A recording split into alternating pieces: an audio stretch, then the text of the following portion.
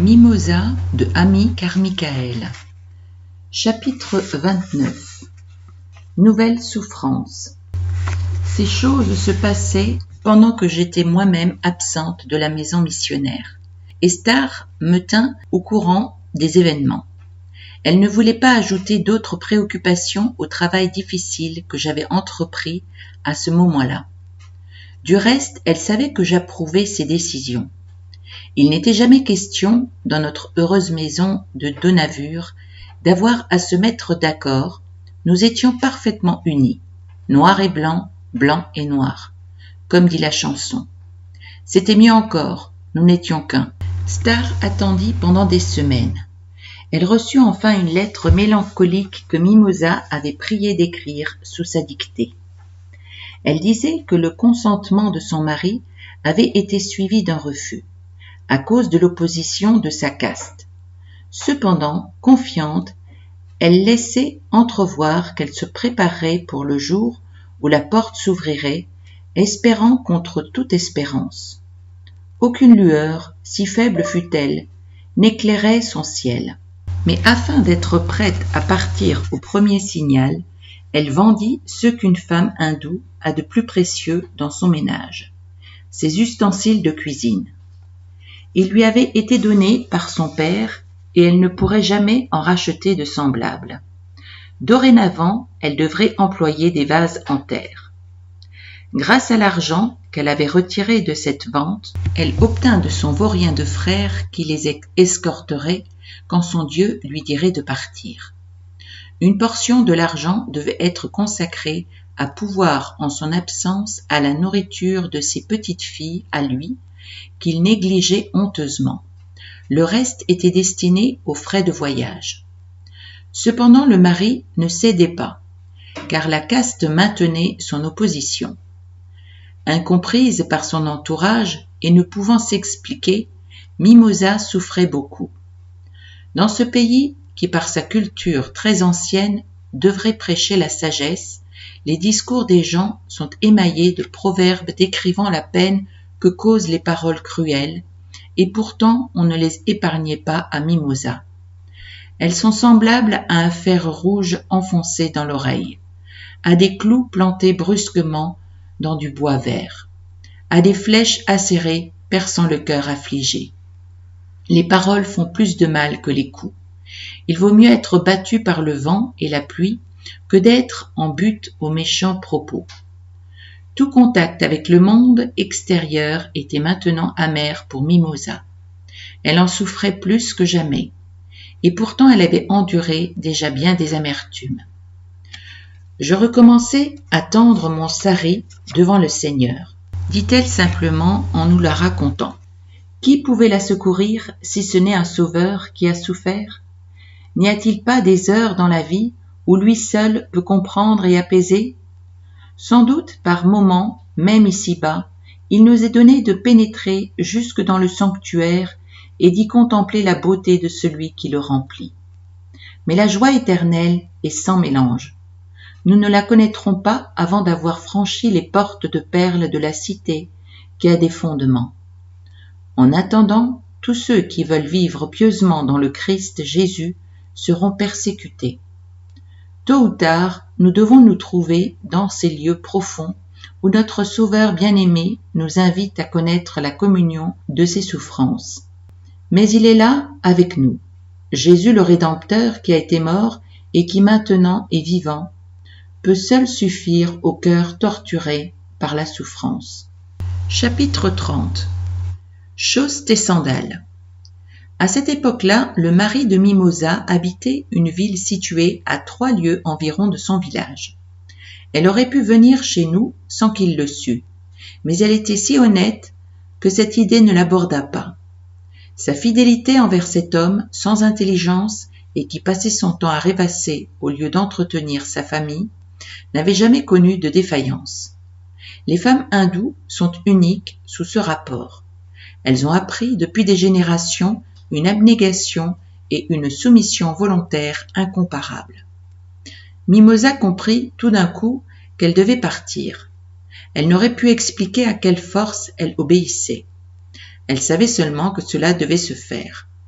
De même que Pierre avait été autrefois délivré de ses liens par un ange, il sembla que les chaînes qui la retenaient tombèrent miraculeusement. « Chausse tes sandales, avait dit calmement l'ange à Pierre, quoique chaque minute fût précieuse. Elle aussi fit calmement ses préparatifs de départ.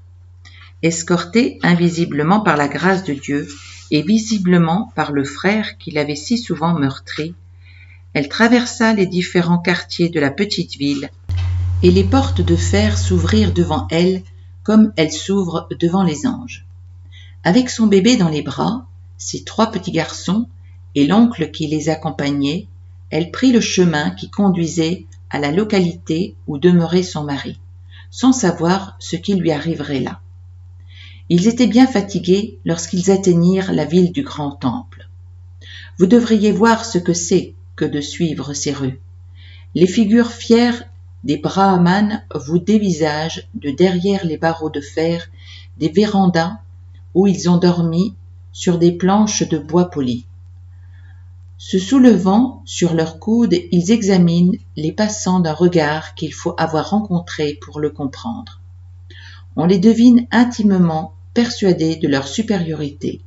En circulant au travers des merveilleux cloîtres de ce temple extraordinaire, on a besoin de faire appel à tout ce que l'on possède de foi pour ne pas douter que le jour viendra pour ce peuple plongé dans un pareil paganisme, où le jugement roulera comme des eaux et la justice comme un fleuve qui ne tarit pas. Mimosa arriva dans cette ville où elle était un objet de honte pour son peuple. Passant à côté des murs du temple, elle les contempla avec un certain effroi. Il y a peu d'hommes, même parmi les plus braves, qui puissent fixer longtemps ces murailles effroyables. Ils sont obligés bientôt d'en détourner les yeux. Mimosa sentait sa foi assaillie de tous côtés en passant devant ce monument fameux. Elle était impressionnée par tout ce qui l'entourait et la présence de son frère accentuait cette sensation. Il avait goûté la bonne parole de Dieu et les miracles du siècle à venir, mais aucun changement ne s'était opéré en lui. Qui triompherait dans la longue lutte entre le bien et le mal? Le diable, autant qu'en pouvait juger la pauvre Mimosa. Chapitre 31. Oppressée, mais pas désespérée. Elle atteignit la maison de son mari, tard dans la soirée. Il y régnait une épouvantable confusion. La nouvelle de son projet l'avait précédée et avait secoué son mari indolent ainsi que tous ses voisins. La maison se remplit instantanément, l'excitation était à son comble. Tous criaient ensemble, accumulant les malédictions, les protestations, les dénonciations sur la pauvre tête de Mimosa. C'est de la pure folie, une abomination, une souillure atroce, la destruction de la caste, hurlait-il avec de grands gestes et des regards furibonds. Mieux vaut jeter les enfants à la rivière ou les abandonner dans la jungle, criait-il encore. Mimosa se tenait au milieu d'eux, sans protection. Il connaissait bien la médecine secrète que les gens de Donavure employaient. Lui disait-il, c'était une poudre blanche, elle servait à rendre les gens chrétiens. On la donnerait aux enfants comme longtemps auparavant on l'avait donnée à leur malheureuse mère. Ne s'était-elle pas montrée très étrange depuis lors? Ils oublieraient complètement tout ce qui est bien et feraient la honte de leur caste par des actes qu'on ne pourrait y tolérer. Kinglet écoutait de toutes ses oreilles et l'âme indignée. Est-ce cela qu'on faisait à Donavure? Alors il ne désirait certes pas y aller. Mais Mimosa tenait ferme. Je jetterai mes enfants à la rivière ou dans un puits ou un désert, moi qui ai travaillé pour eux comme un coulis? Non, certes, j'irai à Donavure et j'en reviendrai. Lorsque les voix furent devenues rauques à force de crier, les gens se dispersèrent et Mimosa, trop agitée pour prendre aucune nourriture, bien qu'elle fût très calme en apparence, se coucha près de ses enfants et essaya de dormir. Elle était oppressée, mais non désespérée, et sa décision était prise. À l'aube, elle partirait pour Donavure. Mais le lendemain, son mari souleva de nouvelles objections. Je ne te laisserai jamais aller, lui dit-il. Le robuste petit porte-bonheur vint à l'aide de son père, se prononçant en termes décidés. Il voulait qu'on dise à sa tante qu'il n'avait que 4 ans, qu'il avait déjà parcouru 3 lieues, que ses pieds lui faisaient mal et qu'il viendrait une autre fois. Ce fut pour le père un appui. Son 4e enfant resterait certainement avec lui. Et quant à l'aîné, qui paraissait déjà peu disposé à partir, il serait facile de le retenir. Pour plus de sûreté, le père l'emmena et l'enferma à clé dans une chambre. Maintenant, il pouvait être tranquille. La mère ne laisserait certainement pas derrière elle 2 de ses enfants, donc personne ne partirait. Qu'allait faire Mimosa? Elle sentit qu'elle devait aller. Mais comment? Partir sans ses garçons? Elle attendait en silence, selon son habitude dans les moments de grande angoisse. Nous pouvons nous représenter quels étaient les sentiments de cette pauvre femme pendant ces terribles instants. Les bruits environnants résonnaient faiblement à ses oreilles et semblaient venir de très loin. Elle priait silencieusement. Ces enfants que son père lui avait donnés et pour lesquels elle avait reçu de lui la force de travailler année après année, allaient-ils lui être enlevés l'un après l'autre et élevés dans une religion qu'elle abhorrait? Elle-même avait bu une fois à la source de l'eau de la vie. Ces enfants devraient-ils être altérés pendant leur existence entière? Pouvait-elle en laisser 2 derrière elle quand elle savait comment on profiterait de l'occasion? Que n'apprendraient-ils pas dans cette ville païenne en l'espace d'une semaine? Le péché, quelque couvert de fleurs qu'il puisse être, est toujours le péché. Là où ne règne pas la crainte de Dieu, le mal existe dans toute son horreur. La pauvre mère était au courant de tout cela, et pourtant, avec le courage que donne la foi, elle put confier ses trésors aux soins de son Père céleste. Elle était persuadée qu'elle devait continuer sa route, bien que son cœur fût déchiré. Elle partit donc en pleurant, portant dans ses bras son bébé et conduisant par la main son petit Musique. Son frère la suivait de mauvaise grâce. Kinglet entendit ses pas qui s'éloignaient. C'en fut trop pour lui. Forçant la porte de sa prison, il courut après elle. Elle s'aperçut qu'il la suivait et s'arrêta. « Mère, mère, je vous en supplie, n'y allez pas. Ils vous donneront de la poudre blanche. » Elle savait à peine ce qu'elle lui répondait et n'essayait pas de le persuader de la suivre. Elle n'avait plus la force de discuter et continua son chemin en silence. Mais Kinglet alla avec elle. Alors, levant les mains au ciel dans un geste d'adoration, elle confia son petit trésor de 4 ans qu'elle n'avait jamais quitté à la bonté de son Père céleste et poursuivit courageusement son chemin vers Dohnavur. Ce fut une marche bien pénible pour eux tous. Ce jour précédent, ils avaient quitté la maison après un maigre repas. À l'arrivée chez le père, les enfants avaient mangé, mais Mimosa n'avait rien pris, ni alors ni au moment de partir. Et maintenant, par un soleil brûlant, ils avançaient silencieusement, trop las pour parler, mais ne songeant point à revenir en arrière. 2 jours plus tard, ils arrivèrent, sans être attendus, à Dohnavur. Chapitre 32. Est-ce Mimosa? J'étais dans un coin reculé de la maison lorsque un enfant vint en courant m'annoncer l'arrivée de Mimosa. Pendant que je traversais vivement la cour, je revoyais dans le passé une fillette mince et élancée, dans un costume orange et cramoisi, avec de jolis anneaux d'argent au bras. Ses yeux bruns essayaient de sourire à travers les larmes. Ses petites mains se tendaient vers moi dans un geste de confiance. Les 22 années écoulées ne comptaient pas plus maintenant que s'il s'était agi de 22 minutes. Mimosa, ici. « Où est-elle » demandai-je essoufflé à l'enfant qui trottait à côté de moi. « Dans la véranda, avec Star. » Une seconde après, j'arrivais. Devant la porte se trouvait le frère de Mimosa, et à sa vue, j'éprouvais 2 sentiments contraires. Celui de la joie et celui de la tristesse. Ce dernier domina l'autre. Ô Seigneur, de la justice, c'était le nom qu'il avait reçu à son baptême. Est-ce toi ? Alors la femme qui se tenait près de lui se tourna brusquement. Une vieille, très vieille femme. Silas. Mimosa ? Est-ce vraiment Mimosa ? La petite fille à la robe rouge, aux bijoux étincelants, aux yeux brillants. Où était-elle ? Une minute après, elle était dans mes bras, comme une enfant longtemps perdue.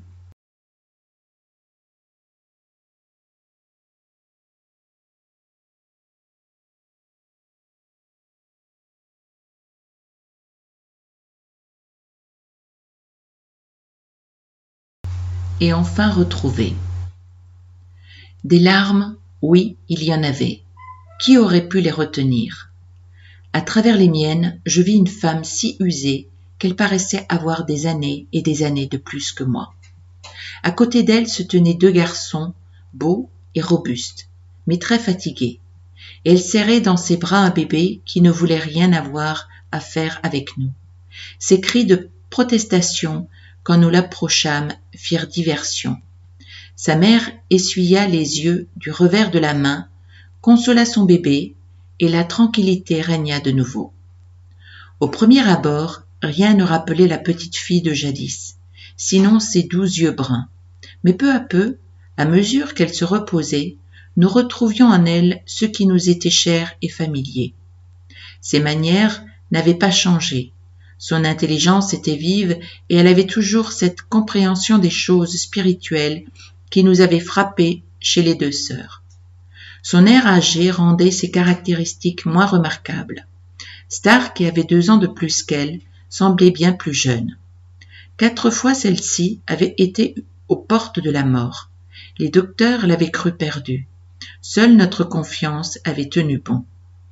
Star ne serait jamais forte, mais à côté de Mimosa, usée et fatiguée, elle avait l'air d'avoir glissé toute sa vie sur des eaux paisibles dans une barque capitonnée. Cependant, les yeux tranquilles de Mimosa parlaient de victoire et de paix. Comme mourants, et voici nous vivons, que serait-ce pour de tels êtres lorsqu'ils auront revêtu l'immortalité ? Libérée de toutes ces entraves, la vie de l'esprit apparaîtra alors dans sa splendeur. Que sera quand, échappant au temps et à l'espace, ils se trouveront dans l'infini ?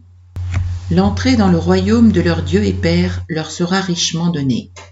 Quel contraste pour eux entre les épreuves et les douleurs de la vie terrestre, et la joie qui remplira les demeures éternelles. Chapitre 23. Coup d'œil en arrière. Les jours suivants, nous eûmes de longues conversations. Elles ressemblaient à des regards jetés par des fenêtres ouvertes dans une maison remplie de belles choses. Je ne crois pas que dans l'Inde de tels regards soient fréquents. Une certaine timidité se glisse, comme une vitre entre celui qui parle et celui qui écoute. La transparence en est très vite ternie. On ne peut plus rien voir. Soyons donc reconnaissants d'avoir pu pénétrer, tant soit peu, dans l'intimité d'une âme. En pensant à ces entretiens, il m'a semblé que quelque chose d'inconnu nous avait été communiqué. Une histoire trop belle pour la garder pour nous. Un soir que nous étions assises sur un rocher, regardant en silence les teintes rosées du soleil couchant qui s'étendaient sur les montagnes, je demandai à Mimosa comment il se faisait qu'elle sût toujours ce qu'elle devait faire ou ne pas faire dans les petites circonstances de la vie, alors que des compromis avec sa science lui eussent tellement facilité le chemin. Ne blessait-elle pas constamment ceux qui l'entouraient par des principes qu'il ne pouvait comprendre ? Les festivités, par exemple, qui sont pour les hindous comme la trame d'un tapis, de sorte que sans elles la religion n'existe pas, les coutumes et les politesses de toutes sortes qui l'agrémentent, comme les couleurs ornent le tapis. Comment en concevoir la suppression ? Comment les écarter sans offenser son prochain ? Lorsque Kinglet était encore un bébé, me répondit Mimosa, Ma belle-sœur m'avait prié de l'accompagner à une grande fête dans un temple. Tous mes voisins et mes parents s'y rendaient. J'y allais aussi. Il y eut beaucoup de bruit et de gaieté. Mais le soir, les tam-tams et autres sons étranges me donnèrent une impression pénible, et je n'y retournai jamais. Et les cérémonies et les fêtes de famille, j'y allais chaque fois que je le pouvais. Mais pendant les rites de la cérémonie du coin, quand les femmes balançaient les encensoirs, je restais dehors. J'attendais jusque ce qu'elles eussent mis la cendre de Siva sur leur front, et ensuite je les rejoignais pour leur montrer que malgré tout, je les aimais. Et il en était ainsi dans toutes les circonstances. Mimosa ne put me dire pourquoi il lui avait été impossible d'assister à certaines cérémonies. Elle m'expliqua seulement que dans de tels milieux, elle ne se sentait pas à l'aise et qu'il lui semblait se trouver parmi des étrangers. Nous, chrétiens, avons-nous dirigé un guide sûr, la parole de Dieu que nous pouvons consulter à chaque instant du jour? Mimosa, elle, n'avait point de Bible. N'aurait-elle pas pu perdre sa route? Pendant notre conversation, le soleil s'était couché, le ciel gardait une teinte rose, une seule étoile l'illuminait de sa clarté. Et je pensais que Mimosa avait eu aussi pour la guider une étoile brillante. Le souvenir de ces quelques mots, conservés précieusement dans son cœur et qui lui avaient révélé l'amour de Dieu pour elle, avait été suffisant pour la garder au milieu de tant de dangers et lui donner la jouissance de cette paix de Dieu qui surpasse toute connaissance.